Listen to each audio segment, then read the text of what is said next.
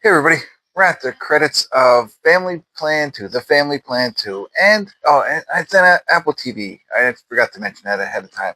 Um, I seem to enjoy this one more than the first, I think.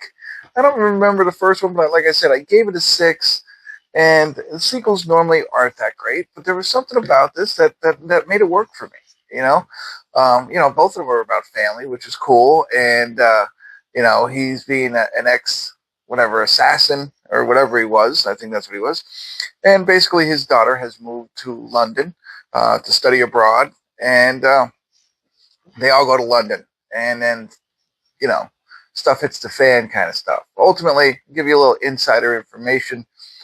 His brother comes after him, right? And he's coming after him for his father's wealth.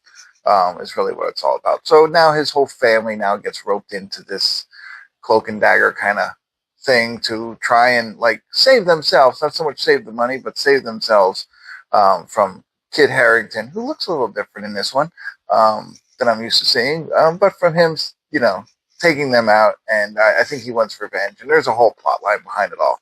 And it happens over Christmas time, and it's like it looks cool. Like being in London for Christmas.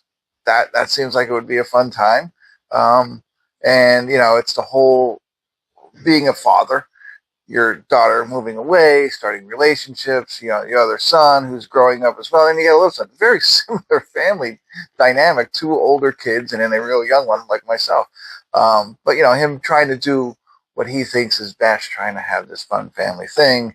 It goes unappreciative, but then there's all this parkour and action scenes that go along with all of that. And so that's why I think I liked it a lot. I laughed out loud at a couple of different things. There's a couple of one-liners.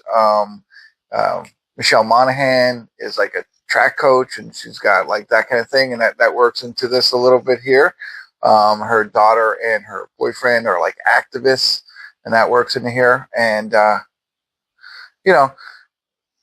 that's it. It's just kind of a fun, good time movie and good timing because it is around Christmas. So I don't know. If you have Apple TV, definitely check it out. You got Mark Wahlberg, you got Michelle Monaghan.